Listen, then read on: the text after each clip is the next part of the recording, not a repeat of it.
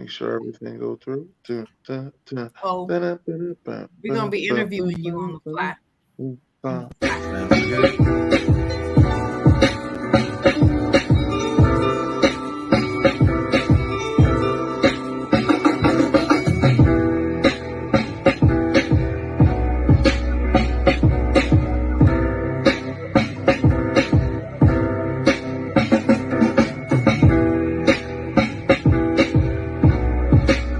Your favorite rapper of all time. Go. Biggie Smalls is the illest.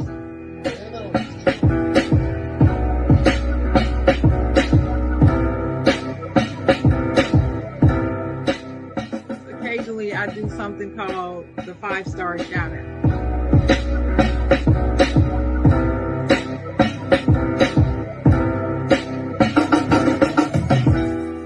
I'm gonna say this line. I'm not gonna say it because I don't believe in it. I don't believe in. You can't make a. You know what I'm talking about.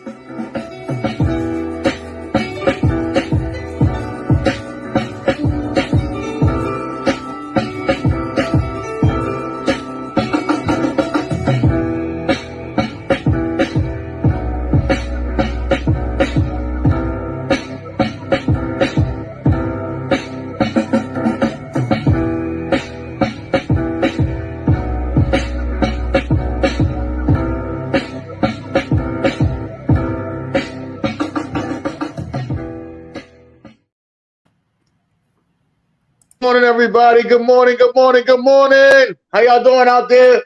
Happy Saturday morning to each and everybody out there. Welcome to the side, Jawn. I am your host, Dennis Holmes, and I'm also here with my co-host, Sharon Mullen, the Chocolate Girl.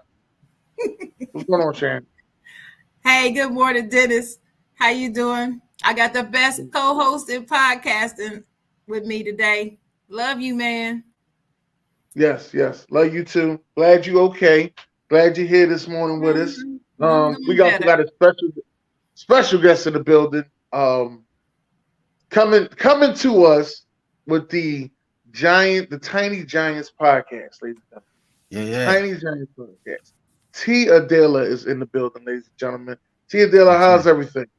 Yo, I'm just glad that it wasn't what I thought it was. Cause yo, on the intro, the dude with the red, white, and blue wig, I was confused for a second because it came in like how we're talking now. I'm like, what happened to my hair? Oh, and then it kept going. So I had a moment of panic. I was like, why do I have a wig on right now? You But thought it was yeah, I'm great. I'm happy to be here. Happy to be here. Yeah, well, on the good. side, John, we interview a lot of people on the side, John. Yes. For those who are first time listeners, and T, this is probably your first time paying attention to us, but we try to reach the local heroes just as much as we want to reach the big celebrities. You know what I mean? Absolutely. Because sometimes there's a story that you may get. Like I was telling D Hopkins the other day. I was like, "It's a story that you may get from the local heroes." Like I know a boxer that's in my neighborhood. He's a two-time champ, but yet everybody like, "Oh, what is the most famous boxer in Philly?" Is such and such. I'm like, "Well, I'll get to him when I get to him." But I know a guy in my neighborhood is a two-time champ, and he went from being on the top of the mountain to on the bottom of the mountain. Yeah. And I want to hear his story. What happened? Why? How did he get there? Hmm. And I'll have them on. And you never know what somebody had went through, and you may be going through something in your life, and they may say something to you that actually may trigger you. Be like, oh, that was the problem. Is Yeah. wow, I didn't know that. And those are this is the reason why we do this here on the side channel. Absolutely. The Absolutely. side John. Explain to T what John means. Jawn is a noun. It's known as a person, place, or a thing in Philadelphia. T, where you from? Anyway. I'm from Dayton, Ohio, and congrats on your Super Bowl win because let me just say this: even though they lost, the way Jalen was balling, Bengals couldn't have did nothing with that. That'd have been all bad. If the Bengals would have won and went to the bowl, the way Jalen went off, it'd have been. I mean, it was tears in Cincinnati anyway, but it would have been all bad for the Bengals the way that boy was balling. But yeah, I'm in Dayton, Ohio, about an hour north of Cincinnati. My Okay. hometown, my wonderful hometown. Yeah. Hey, are you still in Ohio?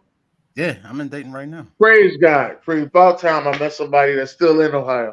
He is Praise Yeah. God. always teasing me, T. He said Everybody leave Ohio. he's No, from I Ohio. left, but I came back. I had to come back. God damn, I D. was Oh, T, yeah. you was giving I me ran hope, down T. to Atlanta for like 3 years. I was in the A from 15 to 18. But then I came back in 18 and I've been here back since because I had to come back to handle some things. But yeah, you're right. Like Dayton, Ohio, unfortunately, it's starting to turn around now, but Dayton, Ohio is one of them places that like the day you turn 18, you're on a bus or a plane somewhere. I mean, that's just the way it has been historically, but it's starting to turn around. The city's definitely starting to bounce back. Opioid epidemic hit it like a freight train because one of Dayton, Ohio's claim to fame is we're the only place in the country where I-75 and I-70 meet, right? So it's Yeah. the only place in the whole country that happens. So if you're trying to move anything over the road, be it freight or drugs, you got to come through Dayton, Ohio. You just have to. Right. If you're not in a 70 or 75, or rather 75 or 70 corridor, because again, we're the only place in the country where those two freeways meet. And so like it went off like a bomb. Like it was bad. We got our own like Nightline episode and everything. It was pretty bad. But it's starting to turn around. So things are going in the right direction. That's good. Yep, I pray for my city. It was a great place to grow up. That's yeah. I'm happy. Yeah, but I just everybody I was meeting, man. You know, my uncle, ended up marrying my wife who was from Ohio. Ended up marrying his wife, I'm sorry, who was from Ohio. Say your And uncle married your wife. no, no, Like no, what's no. really going on? Married Like his wife. I'm tell tripping. me that story. She was from Ohio, but she barely went back. And I was like, and I just kept meeting people. They was like, oh yeah, I'm from Ohio. And they just don't live in Ohio. And I was so then I just thought it was like just some local things. Then I realized Steve Harvey was from Ohio. I realized David A. Arnold was from Ohio. LeBron, Steph Curry. I was like, wait a minute. Oh, nobody likes staying there? Like, what's going on? Well, Then I met Sherry. back. And she like, I'm from Ohio, but I live in North Carolina. I said, what is going on? Like, well, Dave Chappelle came back. Like Dave Chappelle lived not far Dave from here. Chappelle from Ohio, Yeah. but right, but he left. He tells people he's from He DC. came back. No, He Dave, tells Yes, he people did tell people he's from DC. Yeah, he does that because he did most of his growing up in DC, but he was born and raised in Ohio. Lived like 20, 25 minutes away from here in Yellow Springs. Springs. That's crazy. That is just crazy.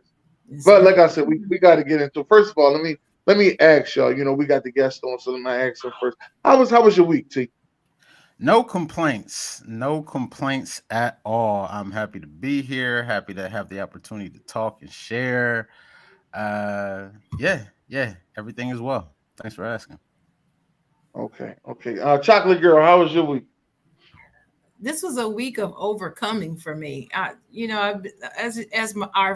viewers and listeners know, I've been dealing with some physical challenges over the last several weeks. And I have to say, I think I'm out of the woods now, or coming out of the woods. So I'm feeling a lot better than I did last week. So that's all I can ask for. I'm feeling better. I'm trending in the right direction. We love that word trending now. I'm trending. So I love it. How about you, Dennis? How was your week? My week was really good. I had a really good week. The Eagles lost, but it wasn't as bad as I thought it was going to be. So, it's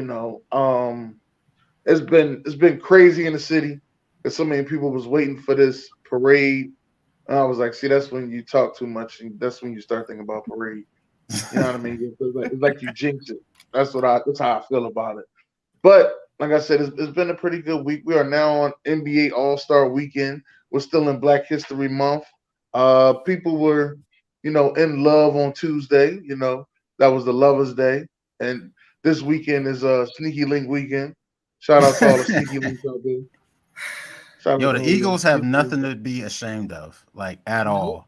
Like, hold your head high. No, you didn't bring home the trophy, but again, the way that boy went off, if anybody else would have went to the bowl, it'd have been ugly.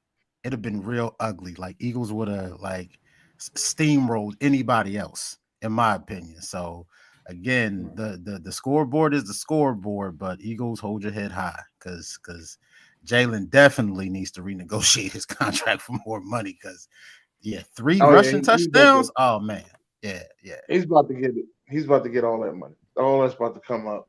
But like we can't sit here and talk about all that. Now you have a podcast, like I was saying, called Tiny Giants. Yes, yes. And a lot of people when they do podcasts, they only try to do like once a week.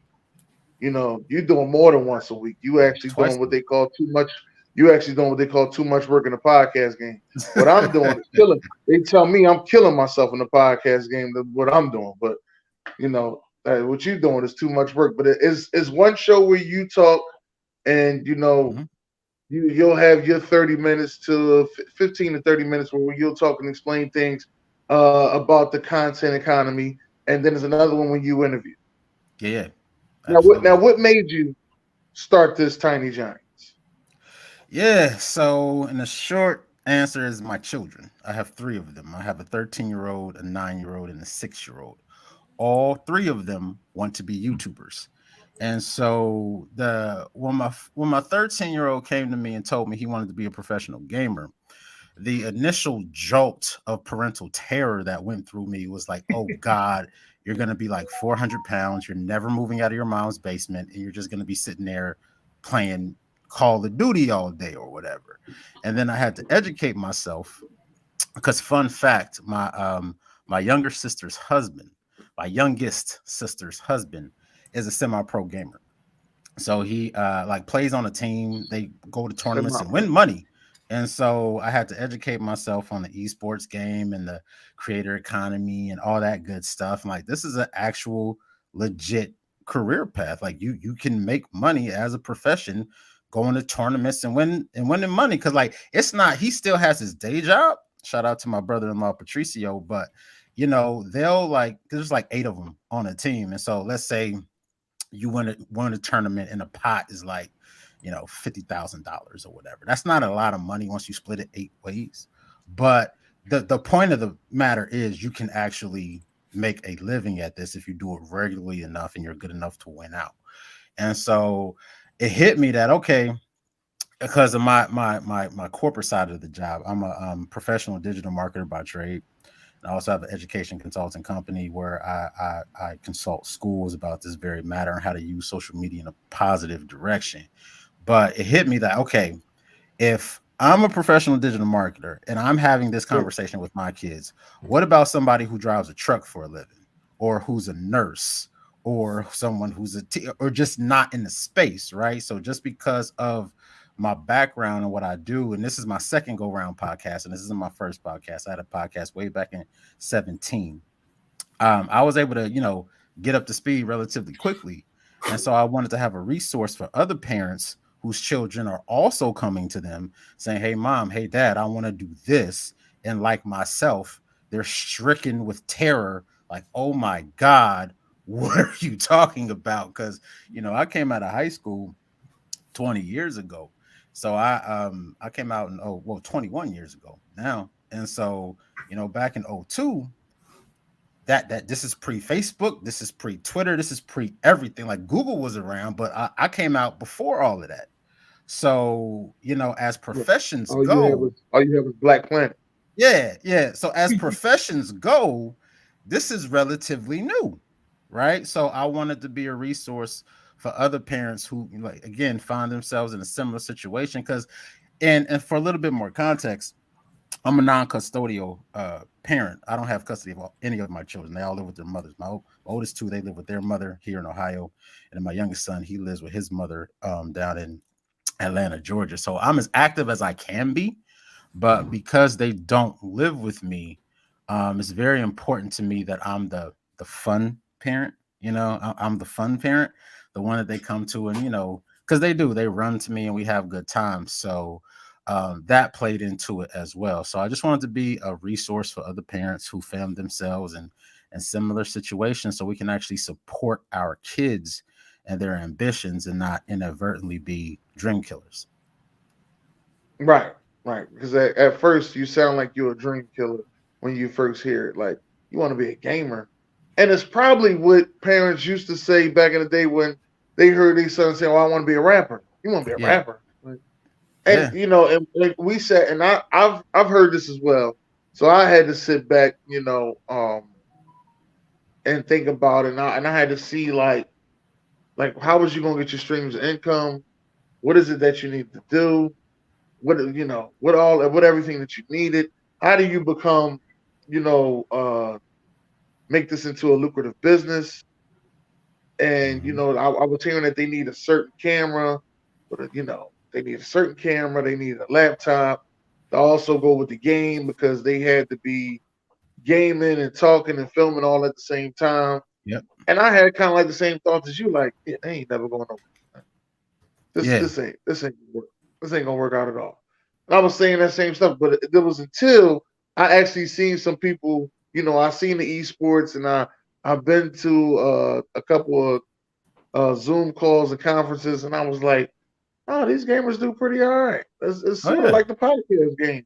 It's an unknown. You don't know how much money they gonna make. You know hmm what I mean? Which is good because nobody needs to know how much money you make. Because you make too much, they coming after you. yeah. So you They don't know come how to much get money you make. it. And you don't know exactly everything that's going on unless you actually do your research. Now I didn't know it was a semi-pro gaming hmm at all. I thought it was just you go pro. I didn't know this was like professional sports. Oh You yeah, got semi-pro as well. I didn't know that. That was news to me. What you just said. yeah. It's serious business. It is serious business. Yeah, and that Call of Duty is real. It's definitely real with a whole team. And like I said, I hope a lot of people get their money and do their thing. Now, as you said, you are a digital marketer Mhm. and you go to schools and actually speak to kids about that. Yeah, education consultant, and so it's more about the principals and the teachers, right? So we do it all. I'm a proud member of Hustle University. Shout out my big bro Hotep, holding it down in Atlanta, Georgia, and we got actually a few conferences coming up. I got one coming up starting next month, every month until July. Whoa. I'm going to be Nice. speaking and touring and talking at different conferences. So my specialty is the positive use of social media because open secret for those who don't know, principals and teachers hate social media, absolutely despise it because it's really a scourge from the perspective of classroom management because there can be bullying and social media without proper direction and can encourage high risk behaviors in young people who are already prone to high risk behaviors. And Mhm. so what we do is my specialty is I go in and I teach teachers and principals how to turn social media from an enemy to an ally. And yeah, I love it because it's needed. It's definitely something that affects our community in specific.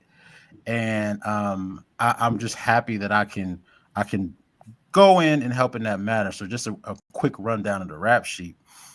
I came out of high school in '02 in Dayton, Ohio, proud graduate of Colonel White High School.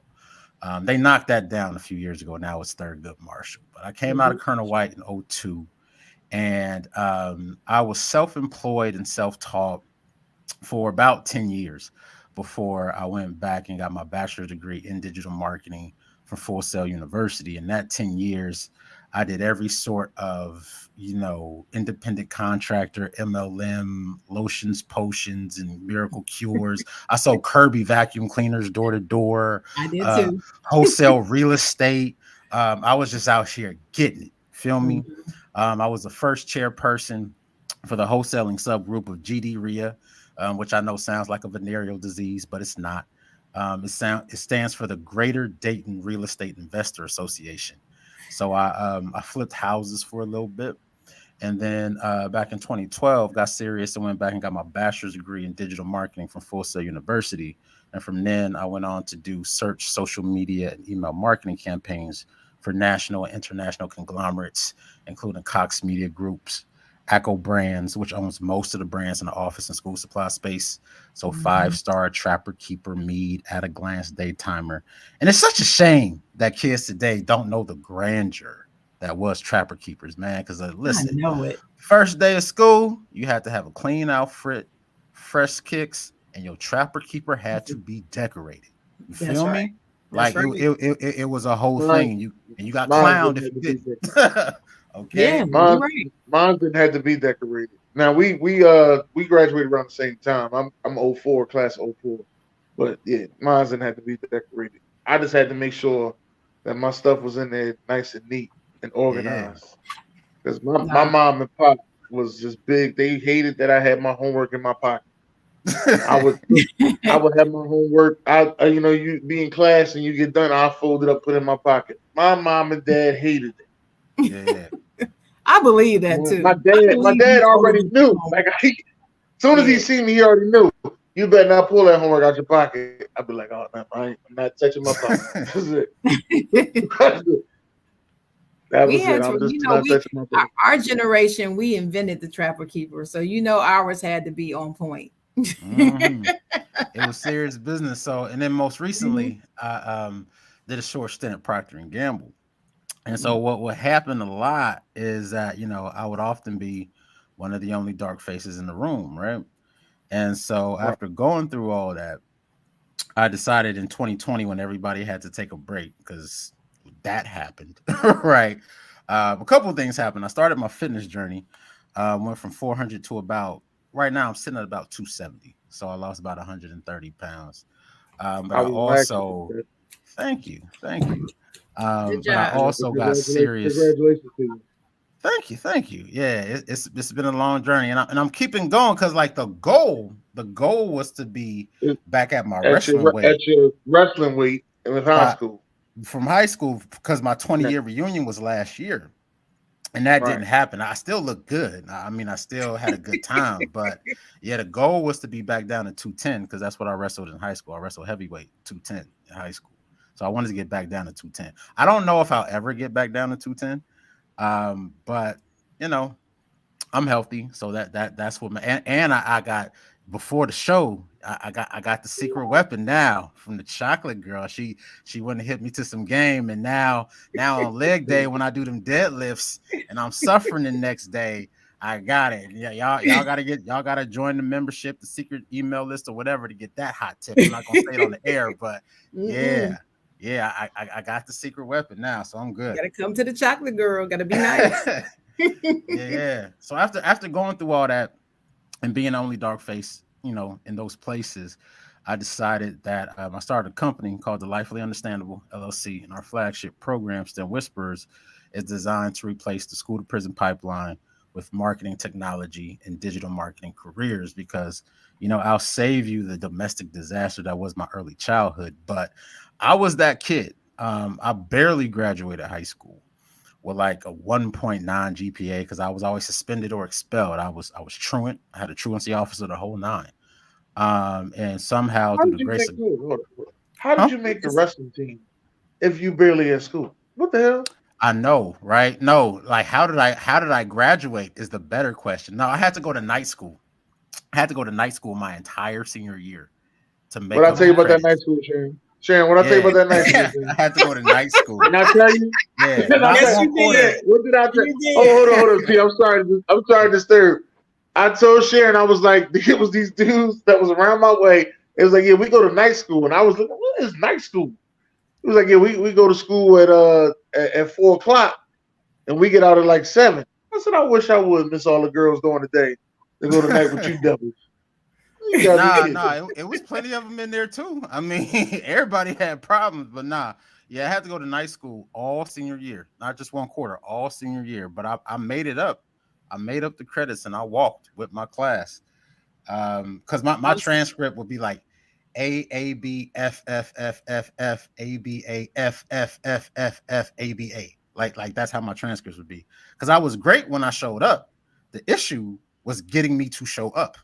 Right. That was the problem because yeah. half the time I wasn't coming. But somehow, through the grace of God and a praying mama, I avoided the pitfalls in the system and went on to have a very successful professional career. I've written 2 books.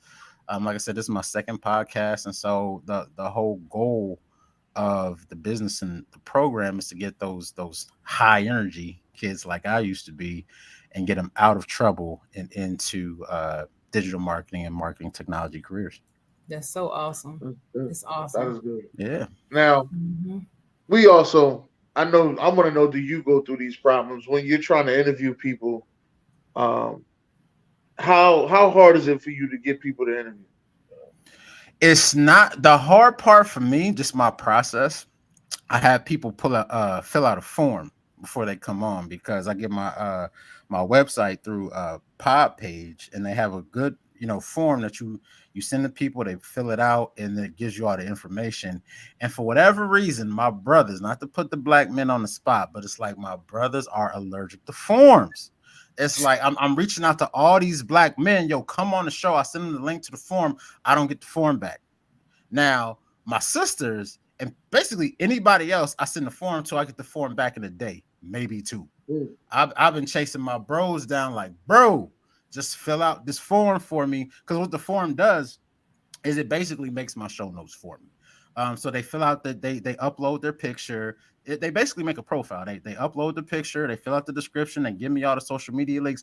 Boom, it's right there in one form. I can take that, make my show notes, do whatever I'm gonna do. And for whatever reason, my brothers don't like filling it out. So it's to answer your question, it's not hard to get guests, but it's very difficult for whatever strange reason to get my black men to fill out this form. Yeah, see, I got it.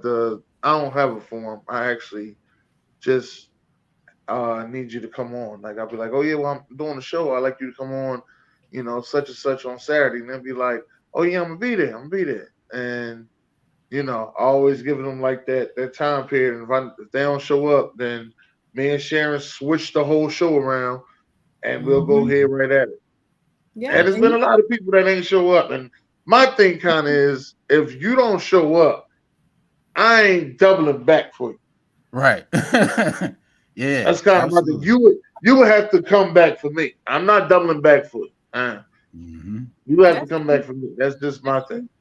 But Yeah, the y'all good, brave anyway for doing the live, good, because I don't do lives. All mine are pre-recorded yours is because pre-recorded. because Yeah. I gotta edit. I I like gotta to edit do out those things. Yeah. I like to do pre-recorded ones, but it ain't always good, because usually I'm working, and then I got to make sure Sharon's available. The best time to do a pre-recorded one probably would be like a Thursday night or Wednesday night, something like that. Yeah. Yeah. But I like the live because you get the authenticity, Mm-hmm. you get the real organic conversation. You never know where the conversation's gonna go. And we have a lot of surprises on this show. But the Yeah. forum is a good idea. I do use a forum in my business, the Chocolate Writer. Mm-hmm. I do use a forum for that for my clients. So maybe we should consider a forum. I don't know. It certainly would make it a lot easier. Life's all about Yeah. trade-offs. That's all I can say, because yes, it in theory it makes it easier, but only if people use it. If they Right. use And it. so That's true. I can get a lot of folks from a lot of different demographics, and everybody shows me love. So I'm not mad at that. It's just that, Hmm. like I said, when I for whatever reason, when I try to get my black men specifically, they just don't like it. They don't fill it Yeah. out. So I've only had 2 black men. Yeah, I got one scheduled, one just finished, and I gotta edit his. Everybody else is of a different demographic, so which is not a bad thing, because I get different perspectives from everybody, but that's just a quirk I've noticed, where if I go after that demographic, they ain't filling out no form. That's just what it is. Yeah, I, I I, get it. I definitely agree with that. They ain't filling out no form. Now, with your first podcast, what happened with the first? So the first one, life happened. That was that's the answer to that question. But I ran for a year. I ran all of 2017. Put out, if memory serves, like 67 episodes. It was called Marketing Disenchanted. And it was really industry specific, and I interviewed a lot of the usual suspects who hit the marketing conference circuit, and I tried to get to the real nitty gritty part of professional marketing that doesn't get talked about as much, because from a high level, when you're talking about professional digital marketing, and by professional digital marketing I mean either a brand or agency. I'm not talking about solopreneurs who are always spamming you trying to get you to buy the latest, greatest lotion potion or system that's going to make you a millionaire overnight. I'm not talking about that. I'm talking about somebody who either works for an agency on the agency side or someone who works directly for a brand like I did at Procter and Gamble. And so there are sort of three main ways that people professionalize themselves. And the first one is they just Google it, which has its pros and its cons. But as we all learned, not, in the last, well, prior to the last election, 2016, not everything online is true, right? Like there's this thing called fake news and misinformation and disinformation. So there's a lot of great stuff out there for free. There's also a lot of trash, and so you're gonna have to kiss a lot of frogs before you find that prince, to use a fairy tale metaphor, right? So the second way that people professionalize themselves is they can do what I did, which is go back and get a degree in digital marketing from Full Sail University. But that's cost prohibitive. I paid the better part of 60 grand for my degree. It cost like 57, something like that. And it was a heavy lift. So the degree program was online. It wasn't in person at Winter Park, Florida, unfortunately. My degree was online only, and what they did, they accelerated it. They did an entire 4-year degree in 28 months. I think it actually took me Wow. like 30 months, 30 or 31 months to complete, because I had to take a break in the middle because I had my daughter. Well, she had my daughter. I helped. But I had to take a break in the middle. So it took me about 30 months to complete. But what they do is they take an entire 12-week semester and they condense it down into 4 weeks. So every month is a semester. It's a hellish pace, and I can actually remember how I got hustled into that. I think I was driving like a forklift at the time, and this commercial came on, and it was Shannon Doherty in some pajamas, and she's like, "Hey, I'm in my pajamas, and I'm going to school, and you can go to school in your pajamas too." I'm like, "What up, Piper?" You know what I'm saying? They played, shot you up and whatnot, but I still rock with you, and I think I might have been watching Charmed at the time. But anyway, I found my way online to Full Sail University, and I enrolled in their digital marketing program. And so from there, it's just been a whirlwind tour. And I forget the original question. Actually, I got distracted. I forget where I was going with that. No. Keep But on, keep on. We Oh were talking no, about your you first fine. podcast. yeah, so my first podcast. So the third way that people professionalize themselves. So the first way is just Google. The second one is to go to Full Sail, but that's not Full Sail, but get a degree program. But the third way that people professionalize themselves is through conferences and seminars. Issue there is that while in aggregate it's cheaper than a degree, you gotta have that money up front, because take your better conferences like a social media marketing world or a content marketing world, or something like that, even the South by Southwest. I mean, you're looking at anywhere from 12 to 1,500 bucks just to get in the door. That Yep. does not include your flight, your hotel, eating for however many days. None of that. Just to have your face in that place, 12 to 1,500 bucks. Once you Yep. add all those other expenses back in, you might be looking at 3 racks ahead. And so what ends Mhm. up happening, because I've been to a couple of these things, the open secret is that almost nobody pays for those things out of pocket. They all go on the company's dime, which Yep. is fine, but that means you already have to be working to go to the conference. And Exactly. so that's the open secret. That's the gotcha, to where, just like we were talking about, even in the corporate space or the agency space, you don't see a lot of black people in general. Same thing with the conferences. These conferences tend to be lily white because it's cost prohibitive to get in. And so those were the types of conversations I focused on. And that's what I talked about on the first podcast, because I got those speakers who went to the social media marketing worlds, the content marketing worlds. Because the thing about professional speaking is that you want promo, you want that exposure, you want to share whatever it is that you want to talk about. So it's very easy to get them to come on the show. My workflow back then, and it still works pretty well now. Follow them on Twitter, see what they talking about, like, engage authentically, not fake, but like, engage, and say, hey, I really like what you shared. Then get from Twitter, get them in LinkedIn, and from LinkedIn, go on in the DMs, invite them to the show, and boom, that was it. And I got guests like that. Yeah, Twitter, it's definitely easy to get yeah. guests from LinkedIn because Hmm. their DMs don't fill up much. But when you try to get them on Instagram, Yeah, nah. That wasn't the move. That wasn't part of my workflow.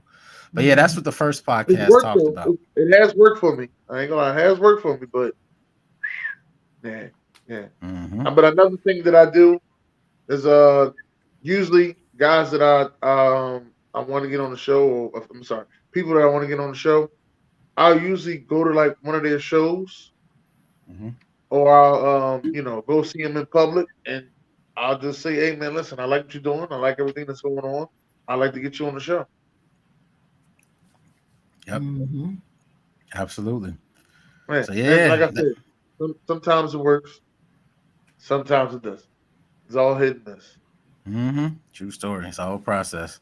So yeah, that was the first podcast. That was circa 2017. That's not bad, not bad at all. Now, I do want to go back a little bit now with this wrestling thing. What made you get into wrestling?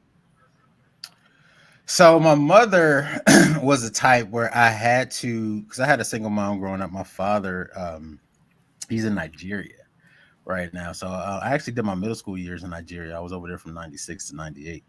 But my mother was the type that, I was not going to be at home unattended with no extracurricular activity. So it wasn't a question of whether or not I was going to do an extracurricular. It's like, which extracurricular are you going to do? So I got my Letterman jacket is around here somewhere. But I did I was in high school. I was football, wrestling, and track. And so I did, Ooh, because so the answer to the question is I had to do a sport. That wasn't a question. I had to do one because I couldn't be, my mom didn't play that. So and I just wrestled because I couldn't play basketball. This is the real answer, because wrestling season and basketball season are the same season. yeah, But because and I then couldn't track is hoop, right after that. yeah, and because I couldn't hoop and I was a bigger guy, I mean, wrestling just made sense because I was a lineman. I was a offensive tackle and a defensive tackle. They had me play both positions on the line, but I was a big dude, and so wrestling just made a lot of sense. And like I said, I not having an extracurricular wasn't an option, so I had to do something.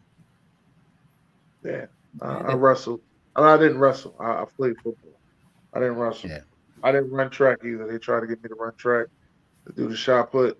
Yep. I'm cool. I did that. Shot put and discus. Yep. Nah, I'm cool. I wasn't doing none of that. I played football.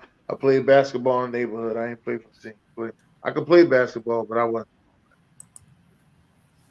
That was just me. Mhm. Now, Yep. like I said, the further things up. So you telling me after you left high school, you sold everything but drugs? Yeah. True story. But Everything then but drugs. that is crazy. I just didn't. Yeah, that is. And then you Yeah. said I need to go get a degree in digital marketing. Yep. That's what happened. And I went to the corporate side.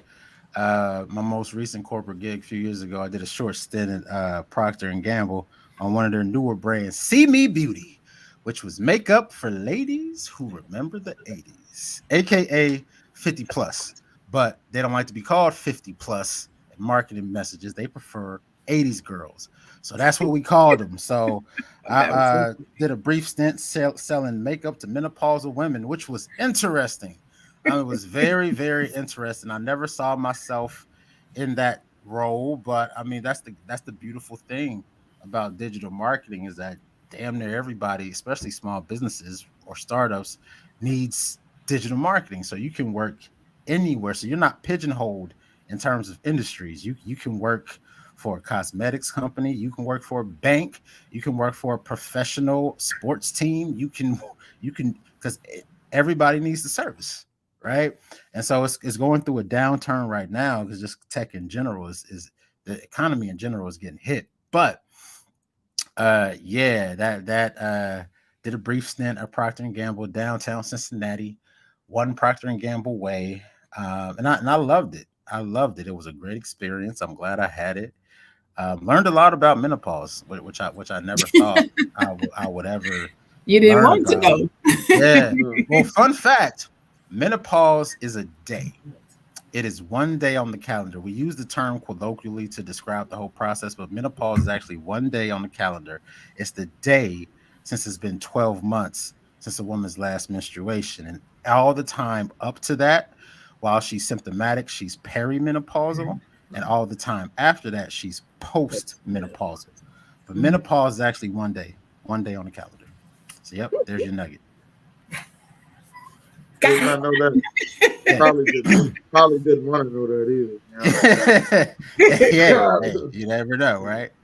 Right. It's some information you didn't want to know. But yeah, like I said, It was that's interesting though, because like you learned a lot about identity and about what people care about because the marketing, without getting too grim, marketing is inherently manipulative, right? It's about pulling certain levers to get people to take certain actions, in this That's case, right. buy makeup.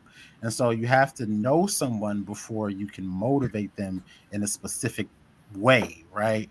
And so I had to learn a lot about what women go through as their bodies start to change and what it means to their identity when they can no longer bear children and what it means to no longer be desirable. Not desirable, but like the conversations was, all my life I had men basically chasing after me. And then all of a sudden you reach this age and nobody's checking for you anymore. And that can do a number on somebody's sense of self-worth, right? And so then having a different sort of conversation is about, okay, you're not your womb and blah blah blah blah. And I'll defer you to Gwyneth Paltrow and all the other experts because I'm by no means an expert, but that's the learning curve I had to go through because cosmetics is big money. Like there's not a small amount of money in cosmetics, so we had to learn to get up on this because as your skin changes, so does your makeup routine. And so you can't wear the same makeup when you're 50 as you did when you were 20. That's not going to work because no. your skin is different. So just learning how to speak in a tone and in a language that's consistent with frankly women who are old enough to be my mother. So it was just a real interesting learning process, but it was very humbling and humanizing because it's like I know it sounds cliche, but it's the truth. We really do have more in common than we do have different. And like we, at the end of the day, we care about the same things. Most people want to feel good about themselves. They want to feel attractive. And women use makeup to accomplish those emotional sort of goals. Whereas men, I mean, I'm not the type of dude to wear makeup. I'm not going to knock you if you do, but that's not really my thing. However, if I'm telling the whole truth, I did a course at the end of last year for this education company. I did a fundamentals of marketing for entrepreneurs course, and they flew me out to Santa Barbara and put me up in a hotel for a few days and blah blah blah. And as I was going on set, they did my makeup, and Yeah. that was the first time in my That look adult cute, life. Yeah, that was the first time in my adult life. It's on my LinkedIn. If you go to my LinkedIn profile, my cover like shows me in the studio shooting a course. But that was the first time in my adult life I've ever had makeup put on. And I'm not gonna hold you. It didn't suck. I'm not. It's not something I do or I recommend, but it didn't suck. And so yeah, I can definitely see how you can get hooked on that feeling. yeah. That's that. I can understand that as well. Now, when you finish school and you got your first digital marketing job, Mhm. what was your thoughts then? I didn't know just how much money was in the space. So my first gig, fresh out of Full Sail, I was a search engine marketer at a Cox Media Group. And so, for those who don't know, Cox Media Group, they own television stations and newspapers. Well, that's one branch of Cox. Cox is owned by the Cox sisters, who just like have more money than God. They're not at the top of the most wealthiest people on the list, but they're like number 13 or something like that. But Cox Media Group, the division I worked in, because there's Cox Media Group, there's Cox Automotive, and there's a few others. So Cox Media Group, they own television stations and newspapers. And so, what I did as a search engine marketing manager is we took the same small businesses that you would see advertised in the Sunday paper or the evening news, take that ad spend and put it primarily on Google. And so I personally managed in my career somewhere around the range of about $50 million in ad spend, which I know sounds like a lot, but relative to the size of the companies I worked for, not a lot of money. Because I have a colleague actually who worked for Coca Cola, and Coca Cola, them ad accounts got a lot of zeros in it. Mhm. And so, but anyway, circling back to Cox, so my caseload had about anywhere from three. It fluctuated anywhere from 350 to around 500 advertisers, each of which spending about $1,000 to $5,000 each. And so when you multiply, $1,000 to $5,000 times 500, that's any given month. I was spending three-quarters of a mil to $1 million, right? And of course, I didn't touch all 500 of them. We had it, we did a lot of the managing in Excel actually, but we just, sorted them all red, yellow, green, just like a traffic light. If it's green, it ain't broke, don't fix it. Just let it run, right? If it's yellow, try to get it to green. And if it's red, fix it. And sometimes you gotta get management involved, blah, blah, blah. So so to answer your question, that really because that was my first exposure to professional digital marketing was as a search engine marketer on Google. And that's where a lot of people start and a lot of people cut their teeth because they're always looking for SEM campaign managers, like always. If you know how to manage ads on Google, then by default you actually also know how to manage ads on Amazon, because fun fact, Amazon is a search engine. It's one that happens to be around consumer packaged goods, but it's a search engine. So same rules apply. Same thing with YouTube. YouTube is a search engine. It's one that Mhm. happens to be around videos, but it's a search engine as well. And so that really it took a while actually to just wrap my head around the scale of it. You know what I mean? Because um I just didn't know how much money there was in the space and how much money marketing advertisers made, and what a role it plays in like everyday life, right? Like there's a reason why email is free, right? There's a reason why social media is free, right? And the reason that it's free is because when something is free, you are the product, right? They want that data, they want that information, because the bigger the audience is, then they sell access to that audience to advertisers, and that's how everything works. Like take my former employer Procter and Gamble, for example. One of Procter and Gamble's contributions to not only the zeitgeist but American history is Procter and Gamble is the birthplace of the soap opera, right? And so, and the reason they called them soap operas, it wasn't anything that Procter and Gamble did. This is something that came organically just from the thing, is that the people who watched that type of programming, that and for a time Procter and Gamble actually produced Guiding Light and a few others in house in their own production studio in Cincinnati. Is they were housewives, they were homemakers, and of course Procter and Gamble sold, amongst other things, soap, Soap. right? Mhm. And so that's how media and advertising impacts daily life. Quick story, fun fact. So when I was younger, my mother had we didn't go to a really official daycare. This older lady, she's passed now, Miss Gladys. She would watch us and a few other kids from church, right? And so in the afternoons, me and Miss Gladys would just have me and Miss Gladys kick it time.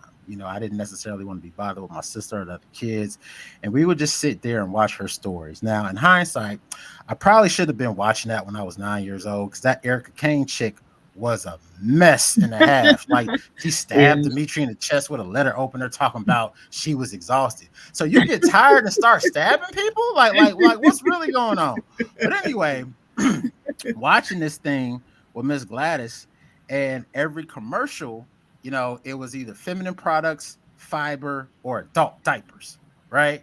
And it's like, I'm 9 years old. I don't need none of that stuff. I don't got the anatomy for the feminine products. I just got out of regular diapers, so I damn sure don't need no pins. And I'm young, so I don't need the fiber. But the point is that, like, that's how Procter and Gamble makes its money, and that's who they market to. And so that was one of the things that it all started to click, and it all started to make sense. That, because if you're not a professional, you don't necessarily see through this lens, but a lot of how daily life is structured is centered around advertising. That's true. Last thing I'm going to ask you, I'm going to kick this over to Sharon. What I wanted to know is, what made you start your weight loss journey, and what things did you do to make sure that you lose that weight? So if I'm telling the whole truth, so if I'm telling the whole truth, my mental health is was really kept me consistent, because during my short stint at Procter and Gamble, I got fired. Just telling the whole truth, I got let go, and that really did a number on me, because it's one of those things when you get into a Fortune 100 company like Procter and Gamble. A lot of people are proud of you, right? Because I started getting, like, when I took the job and I updated my LinkedIn was jumping, and I heard from people I hadn't heard from for years. Like, literally, I didn't even know we were still connected. All of a sudden, they inboxing me and telling me, congratulations, I'm so proud of you, blah blah blah. And so, when I ended up not being a fit and I got let go, I felt like I had let everybody down. And it's one of those things where I was kind of feeling sorry for myself, and I was, down on my luck. And just where I was staying at the time, I had access to a gym. I was staying with my aunt, who lives in Cincinnati, and she has a home gym in her basement, a really well equipped one too. She had weights and a treadmill and everything I needed. And I don't know where I heard this from, but I heard that you get like the shot of endorphins when you exercise, and it actually makes you feel better and you feel good. And I needed to feel good, because I was not feeling good at the time. So I just started, and I never stopped. And that was 3 years ago. That's cool. Nice. Yeah. Nice. Okay, Chocolate Girl, you got it from here.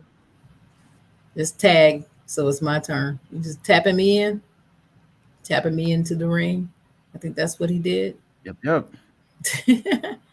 But your story is just so interesting to me, T. I'm just so glad you're here. I wanted to talk to you a little bit more about your overall business, the educational consulting as well.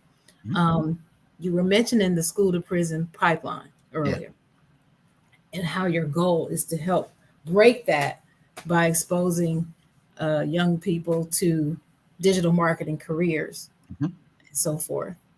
That is so key. Just the other day, I'm sure you remember the guy who shot people in the grocery store in Buffalo last year.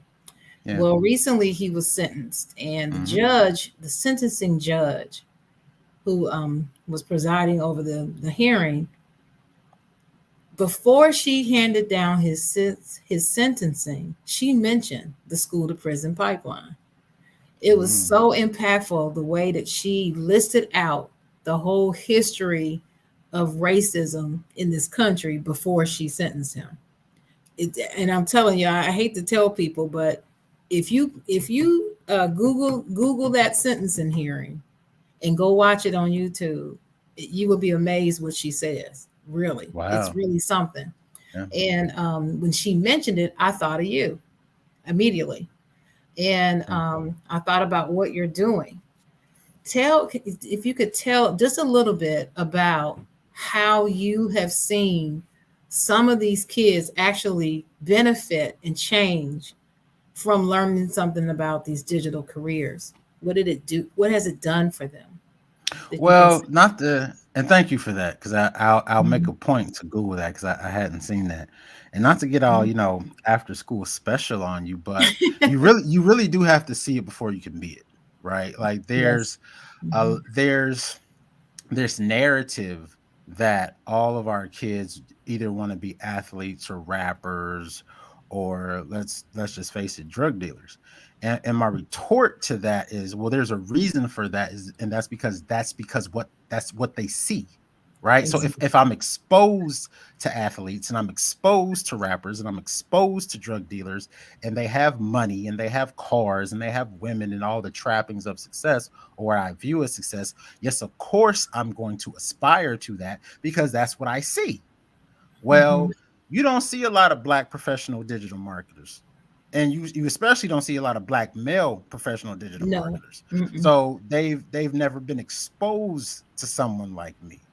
Mhm. And so first things first, it's just about seeing, like I said, so just to take a step back, the program is called STEM Whispers, but the business is delightfully understandable. And the reason I named it delightfully understandable is that when you see young kids, I'm talking kindergarten, first grade, second grade, they love learning. They absolutely love it. They light up because learning is fun, and or at least Mhm. it should be fun. And Mhm. unfortunately, something happens as we get older and learning stops being fun. And learning is one of those things. If it's not fun, you're not doing it right. And so what we did last year is we had our first cohort of creator camp where I got kids together and I taught them the back end business side of YouTube. So not we put them together and over the course of the week, we had them produce a 3 to 5 minute YouTube video, but we also taught them, how YouTube works on the business side of things and taught them how to break down the anatomy of a video. What's the headline? What's the keyword in the headline? What's the call to action? What's the landing page? What's being sold? What's the affiliate link? All that stuff, right? So to see them just gobble up the information, like literally have a thirst for it. And we brought in the speaker that Saturday to who was a VP at agency down in Kentucky. Shout out my man Jason Falls. And he came through and had the children hanging on his every word, right? Because I mean the kids get it, they just need a little nudge and they need a little direction. So, and it's very simple because the children, most of them were between grades 3 and 5, but I had a few middle schoolers, but most of my children were around third to fifth grade. And it's just like, okay, how many of y'all have been on social media? And they like, every hand go up. And so, okay, you see the have you do you know what an ad is? And like, can you recognize an ad? And they're like, yeah, you see the ads. Like, do you ever wonder how they get there? And then they're like, well, nah, not really. And it's like, well, I'm the person who puts them there, right? I'm the one who runs the Facebook campaign. I'm the one who runs the Google campaign. I'm the one who does the email marketing campaigns. And when I do these things, this is what my job looks like. And this is what I do on a regular basis. And I get to do this and I do that and blah, blah, blah. And that exposure is just everything because it's one of those things where it's like you actually don't have to do as much teaching as you think you do. You just have to set them on Mhm. the path and I got it from here. Like just because they're chomping at Right. the bit. Because as soon as I say, hey, we're gonna make a YouTube video, blah blah blah, they're like, all right, go. So you're gonna do this. I'm like, wait. Let me give you the rest of the instructions, before y'all go off running. But they take They're off ready. and they're Hmm. ready. And I was really impressed by what they produced in a short amount of time. Because I Hmm. edited all the videos myself and all that good stuff. And once you expose them to that, to just see what they can do with that, because they were thinking of they were giving me ideas, and I was the one running the camp. And I was like, well, I Mhm. hadn't really thought about that, but now that you mention it, yeah, we can do that. You know what I mean? Mhm. And Right. so, again, it's all about exposure, and it's all Mhm. about awareness, because there are just so many different ways and avenues that this thing can go, and traditionally, we just haven't been exposed to it, and so that's what I'm Right. here to change. Awesome. It's such a great idea and it's so needed, like you just said. Also, here's another question for you. When you're speaking to these school administrators, the principals, the teachers, Hmm. some of them who are probably cynical because Hmm. they've been through a lot in Hmm. teaching, and I understand. And they just feel like these kids are throwaway kids. A lot of Hmm. them have that mindset, Hmm. unfortunately.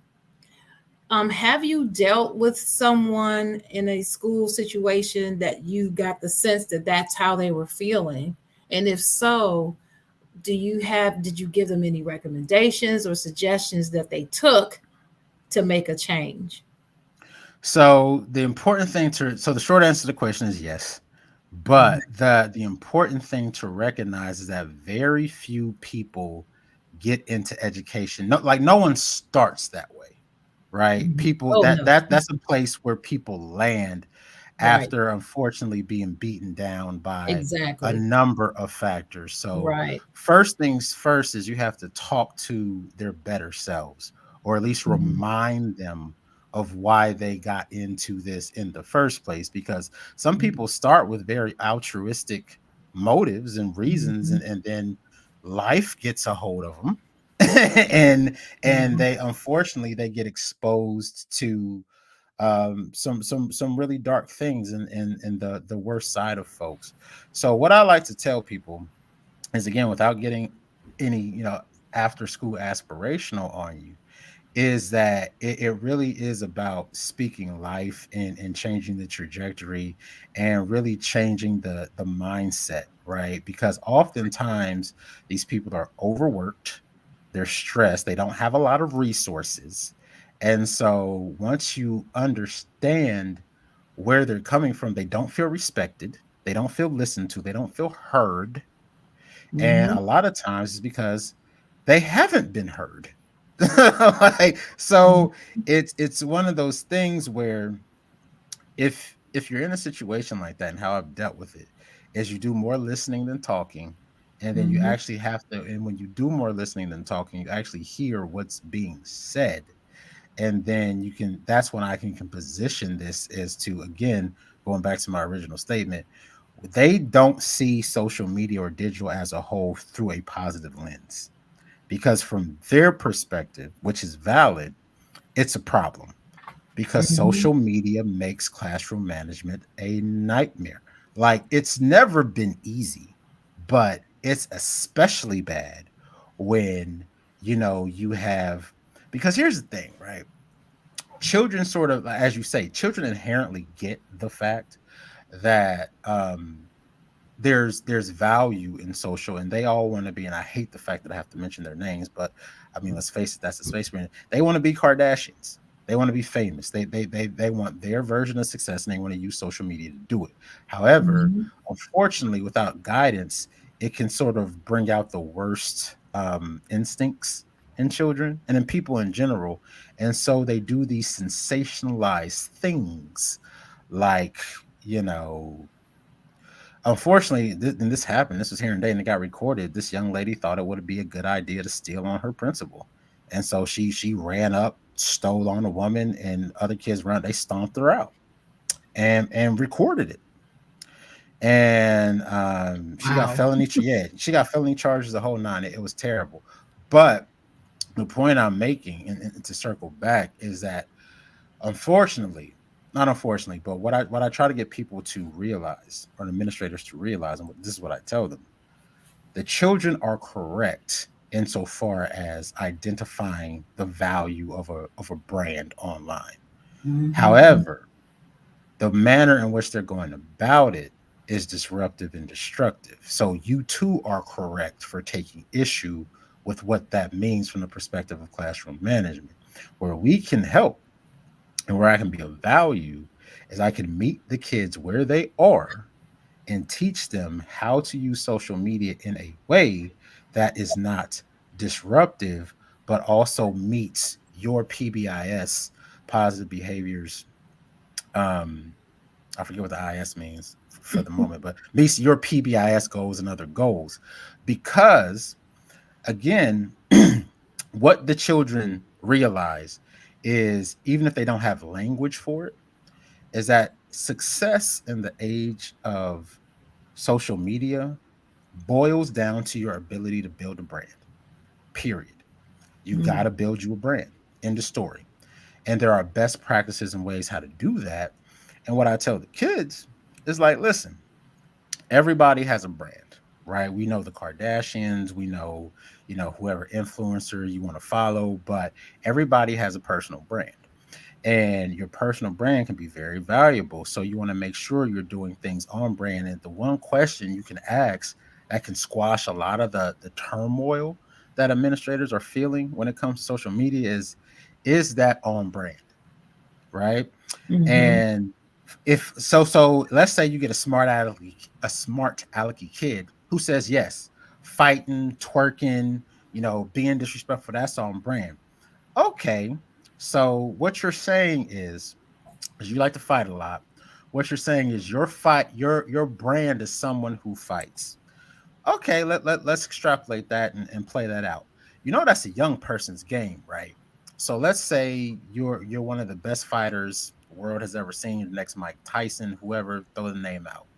Mike, you ain't nobody checking for Mike right now. Yes, he has his moments, but he's not fighting anymore because all things being equal, I don't care how good you are. A an average 25-year-old man will beat the pants off of the average 55-year-old man. That's That's just how it right. works, That's how it right? So works. you're not gonna be, and just when you use your body to make money in general, when you use your body to make money, that's a young person's game. So yeah, you can fight now. Fast forward 30 years, ain't nobody checking for you in the ring when you 50. Same thing with twerking. You look good, you like to dance, you like to twerk. Ain't nobody gonna be checking for you when you 50. Believe Like me, that's like you're like right. no, don't nobody want to, not to be Nobody disrespectful, but will like see that. don't nobody want to see a 50-year-old woman on the pole. No, No, no, no, no, nobody no. wants to see that. even You're even my right. athletes even my athletes most the average, like you might get some QBs who can, or even your Michael Jordans who have 20-year careers, but the average professional athlete has a 5-year career. Mm-hmm. Five. Mm-hmm. So it's like, okay, and I'm rooting for you. I want you to be the next, whoever, LeBron, whatever, but just understand that the other 99.99% of professional athletes are in and out of the league in 5 years. And so you got a lot of life left after that. T. So what you gonna do? T. Sheila asked, "Come on now, no one wants me to do that." She talking about twerking. She talking about twerking. Just Hey, please tell her you don't want to see her and listen, and the twerking. whole truth is, the answer is, well, somebody do want to see it, but they 80. You know what I'm saying? They 80, 90, and then want to have one last good time before they on their way out. So it's like, unless you plan on finessing, 85-year-old men, you might want to think about something else. And of course, Right, because young people are young, they don't think in those terms, because not only is your brain not fully developed, but time is different when you're young. Like right. I distinctly remember, this is crazy. I distinctly remember how old 40 felt. Like Yeah. 40, like I'll be 40 next year. Next year, I'm like 18, no, not quite 18 months away. My birthday's in June. I'll be 39 this June, but I'll be 40 next year. And I'm at the point in my life where, Just for Men is starting to target me on YouTube and all kind of stuff. And I remember how far away that seemed. But the truth of Yes. the matter is, and I tell young people this, you don't have as much time as you think. No, you You don't. really don't. You don't have as much time as you think. And so you really want to be intentional and you want to be mindful about your personal brand and how you use that, because There's an official definition of a brand, but I like Jeff Bezos' version of what a brand is. The founder of Amazon, one of the richest people in the world.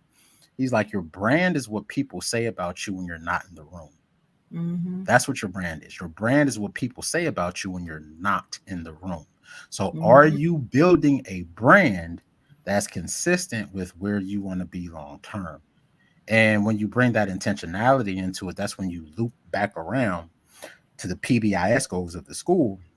Because Mm-hmm. whether schools know it or not, PBIS goals generally have a lot of the core tenets of what makes a good brand.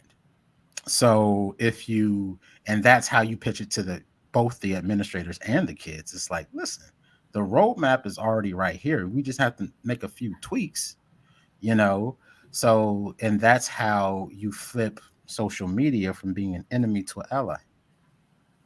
Well, it sounds like to me you have the answer because Yeah, what you're yeah. saying, because what you're saying makes so much sense.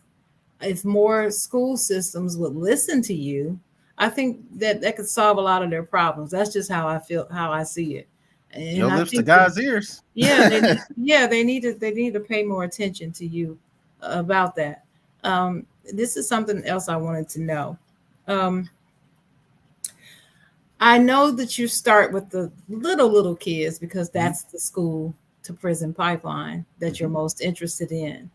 But do you have any suggestions for that 25-year-old, that 29-year-old, that even early 30-year-old who Mhm. still hasn't quite figured out what it is they want to do, what it is, what their direction is? They still are trying to figure it all out.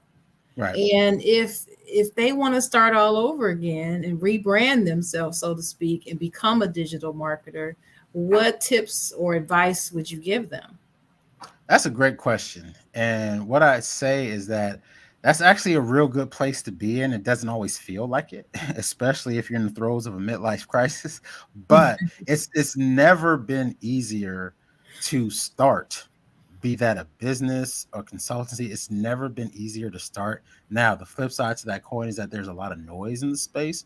So what I would say, first things first, is figure out in terms of where you want to be. So what I tell people is think less in absolutes and more along axes, if that makes sense. Think Mhm. less in absolutes and more along axes. So just and this a quick exercise that you can do. List out all the things that light you up, all the things that you can literally bring a lot of value to, and then pick two of them, just two. Now, this is hard because, especially if you're 30 years old, you probably have a wide variety of interests and you might have picked up a wide set of skills. And so, narrowing that down might be a little painful, but there's a reason why we do this. And as I said before, in the world that we all inhabit that's dominated by social media, if you're going to have success online, that boils down to your ability to build a brand. And your ability to build a brand really hinges on how successful you are at niching down, which Mhm. is really the crux of the podcast Tiny Giants. So Tiny Giants is the creator economy show that's about careers over celebrity, right? So because when a Mhm. lot of times when we talk about the creator economy, people approach it through either the lens of celebrity or art. And it's not that that's incorrect, but that is incomplete. And so the basic premise of the show is that you get big by going small, right? Don't try to boil the ocean. Don't try to be all things to all people.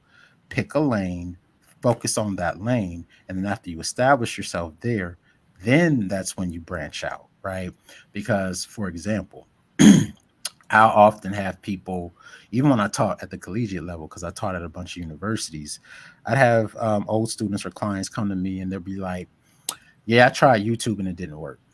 I'm like, oh, really? Okay. Oh, And so they shoot me their YouTube channel. I'll go over and I'll do a quick audit. I'll pop open TubeBuddy or vidIQ or something like that. And the SEO on the channel will be garbage, just straight trash. And sure. so I'll do a quick audit, print it out, give it to them like, hey, I did a quick audit and the SEO on your channel sucks. So fix all of these things. And in a few weeks to a few months, you should start to see results, which is generally when I'm met with a vacant expression. What is SEO? because Mhm. again, most people, and this is, and to be clear, this is nobody's fault, right? This is nobody's fault. Mass media has trained you, me, and everybody else on the planet that when I am presented with a piece of video, that means you are either going to entertain me or you are going to inform me. For me. And if you're good at what you do, you're going to do both at the same time, right? Edutainment. You're going to educate and inform me at the same time. Almost nobody thinks about search engine optimization, how you are going to package this in such a way where the YouTube algorithm will ingest it and serve it up in search results. Because again, YouTube is a search engine. And so I say all of that to say that really niching down and making sure that the thing that you pick, you go as deep as possible. That way you carve out a space that's already yours, because the space is so noisy and it's so loud that niching has never become more important. And not to be cliches, but something that I've found is that cliches became cliche for a reason. Like there's a reason that saying came to be, and niching really does work. So same with plug promotion. Like listen to my podcast, because that's one of the things that we cover, and I'm very intentional about covering. Is this how to do that? So the Tiny Giants podcast, again, it's twice weekly. I drop an episode on Tuesday and Thursday. On Tuesday is just myself, where I talk about the creator economy and digital marketing as a whole. And then on Thursdays is when we have on our guests. These are often creators themselves, people who've worked on the brand side, on the agency side, and cut those big checks, right? Like I said, my man Jason Falls, he was my first guest. He's a former VP at Cornett, a bigger agency in Louisville, Kentucky, and he's since graduated to being the EVP of Scipio.ai and influence marketing software as a service, a SaaS. And so he was the person who hired the influencers. Like he was the person who cut the check to the Kardashian or the whoever, right? And then we actually have the influencers themselves who have large followings. And so that's kind of a long answer, but really the short answer is, first things first, you got to know how to build a brand. Second thing is you got to niche down. And the more you niche down, the more successful your brand will be. Okay. And it's never too late. Never too late. It's never too late. That's the one thing, because I know some people in that situation, and they still really have not figured out what they want to do, but they want to do something. You know, they don't want to just exist. They want to live, and they want something out of life. So maybe they could hear you on Tiny Giants and get an idea of what they need to do and move forward. And another thing to think about is this concept of what's called inverting, right? So inverting is just, instead of saying I want this or I want to do this, flip it on its head and say, what are all of the ways that I can mess that up, or what are all the things that I don't want? So if they're midlife, they probably know what they don't want, right? So make a list of what you don't want and then work your way backwards into what you do want, because that's honestly the path that I took to get here. Because like I said, when I first graduated from high school, I knew that I did not want to go straight into corporate America. I knew that much. And so it wasn't a straight and narrow in terms of going towards something, so much as in the process of going away from things that I didn't want, I backed into what I did. Got you. That makes perfect sense. Yeah. I don't know if that's scary or good, but that makes perfect sense to me. Worked for me. But yeah, okay. So my last question before I turn this back over to Dennis is I want to talk about school. Okay. I am much older than you. And I have not too much, but just a little bit. A little bit, about 10 years or so. And I have a group of friends, including myself, who all want to go back to school and get their advanced degrees and so forth. You went to school after a time. So you were a grown adult already. You wasn't a child coming out your mama's house when you went to college. Mhm. Talk about that experience just a little bit about how you made the decision and how you were able to juggle because you were paying for this. Yeah. So you had to have the money to pay for this and go to school. And Mhm. that's the number one barrier that I hear from my associates about how that's keeping them from going back to school. So if Yeah. you could speak a little bit to that and your experience and what worked for you, maybe that'll help give them some ideas. So that whole inverting thing that we just talked about, that's how Mm-hmm. I found myself back in school. Because at that point, I was 10 years out and I knew what didn't work, right? I knew what I didn't want. And at the Mm-hmm. time, I think I was like driving a forklift for FedEx or UPS or something like that. And I was, yeah, I was in the process. Was she pregnant then or did she get, trying to get my months right? Because it was a 20 year. She wasn't pregnant, but anyway, she got pregnant. So I had already had my first child by then. Elijah was here, so I already had my first child. And like most men, that's when you really get serious about life. When you're a parent, like, oh, I have to feed a small person. Okay, Right. it's not just about me. Right. Let's get this thing moving. Mm-hmm. And so the decision to go back was again about figuring out what I didn't want and backing into what I thought was going to be set my family up for success and get me to a place where I wanted to be in terms of juggling. I hated school before college. I did not. It was not a good experience. I hated going. I always had run-ins with the teachers. I was constantly suspended. And don't get me wrong, I knew I was smart, but it Mm-hmm. for me it wasn't fun until I went back because Full Sail is actually fun. And I tell people this all the time. Learning should be fun.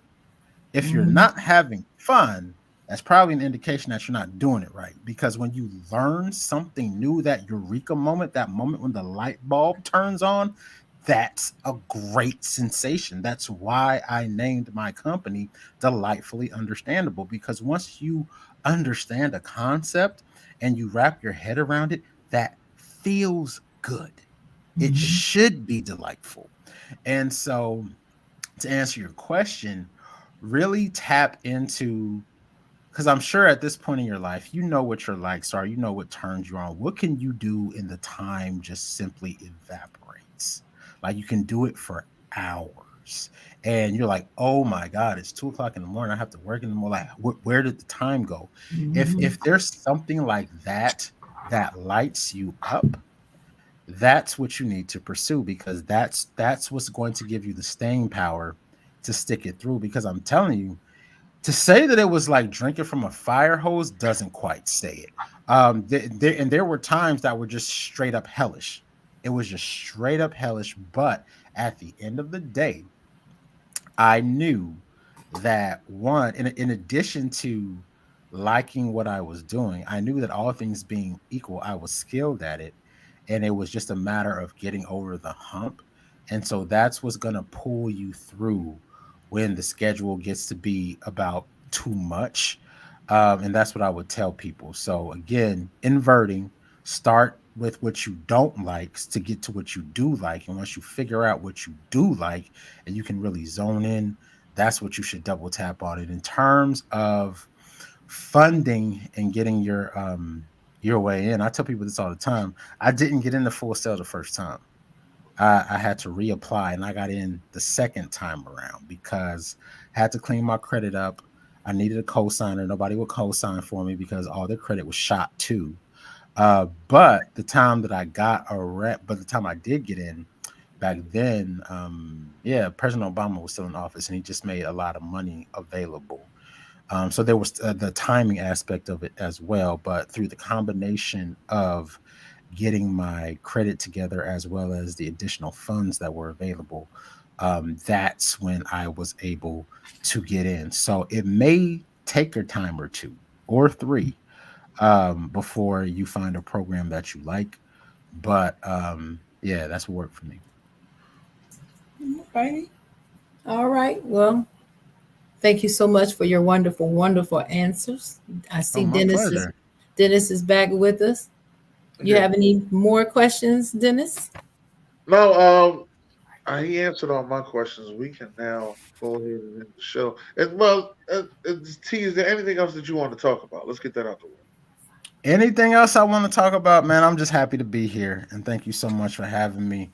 Yeah, nothing in specific, but I do have two books, both of which are available on Amazon. First one is Beyond Buzzwords. Why? What was the tagline to that book? It escapes me at the moment. I know you Beyond always said Buzzwords. nobody left you a review but your mom. Yeah, exactly. Maybe that's why. Yeah, the tagline is social media marketing and some other buzzwords at the half of it. I did write the book. Please don't hold that against me. It's just in case at the moment. And my second book, I do know the tagline for that. Is my second book is straight into context. Why Google is no substitute for college in the information age of hashtag fake news and misinformation. I think everybody needs to read. Everybody under 30 needs to read that book. Oh, thank you, thank you. That's very kind of you to say. Oh Really, no. I did have one more question. I'm sorry, I under did have 40. Yeah. Really. now out of all the interviews that you have done, which one would you say is your best interview? I'm kind of putting you on the spot on this one. Of course, this one, well, who else? Like, no, I'm serious. You are the only show No, where no, I'm I was talking watching about on your show. intro On your show. On on your show. my show Yeah. so far. Okay. Oh, that's like asking me to pick my kids, and I don't want no smoke. Yeah. After this one, Putting you on the spot. Yeah. but so far, I'm thinking back through my guests. Um, my favorite one, and this hasn't aired yet, but I love talking to him, and it's gonna come out probably in the next few weeks. It's from Joe Pulizzi.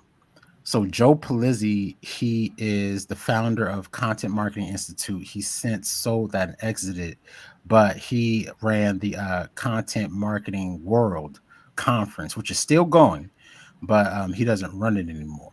So he's just started a new conference called the Creator Economy Expo, which I'm going to be at. It's going to be the first week of May. But in Joe's written 6 or 7 books. Forgive me if I got that wrong, Joe, because I haven't read all. I've read most of them, but not all of them.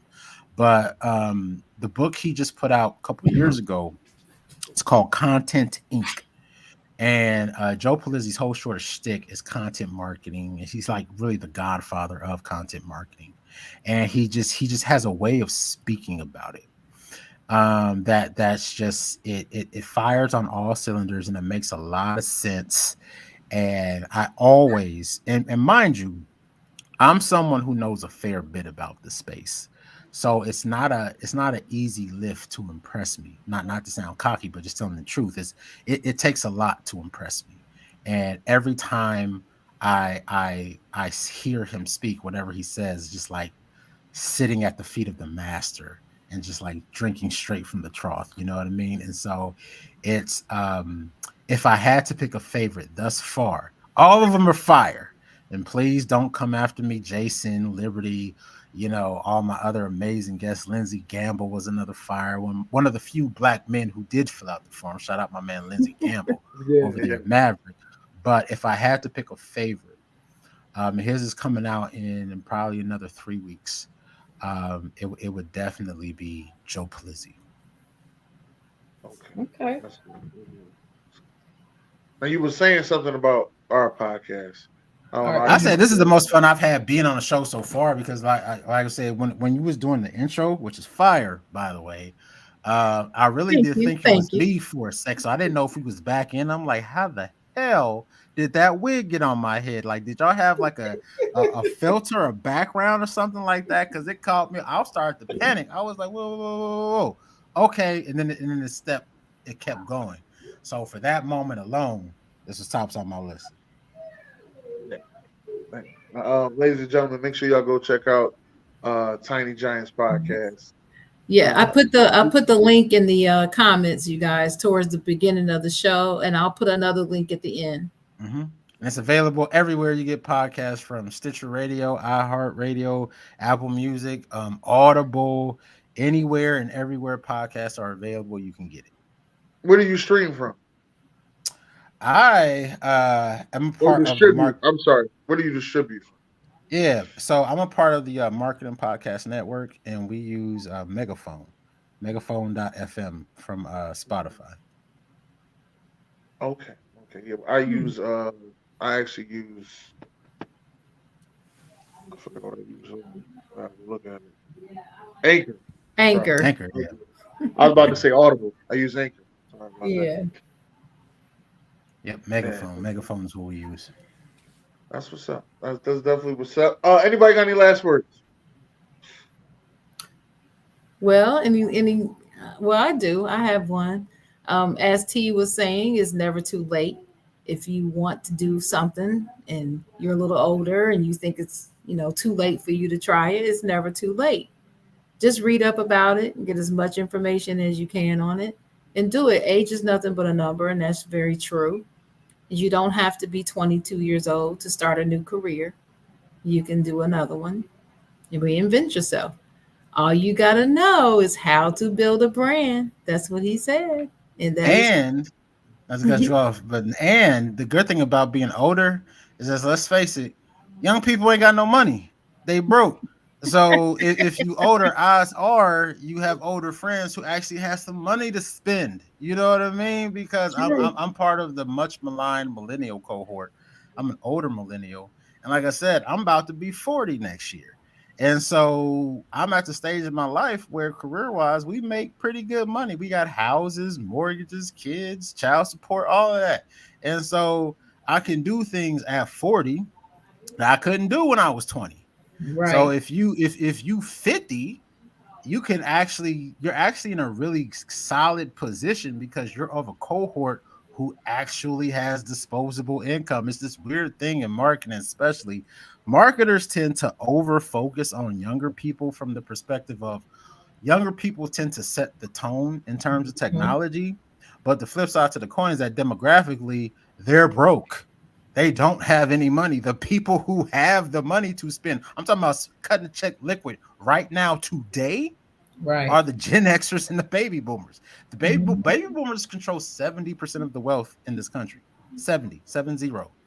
So for all the I wealth believe in the United States, 70% of that is controlled by a baby boomer. Let that soak in. So it. again, that's not to Get gems, diminish. ladies and gentlemen. Yeah. So like, if you're older, you're actually in a really good position because odds are you have a friend or a friend of a friend who can drop a couple racks that a 20-year-old just can't drop. And again, make Well, sure you that's know it. some of those baby boomers. But with that being said, I'd like to thank y'all for coming out today. God bless. Great day.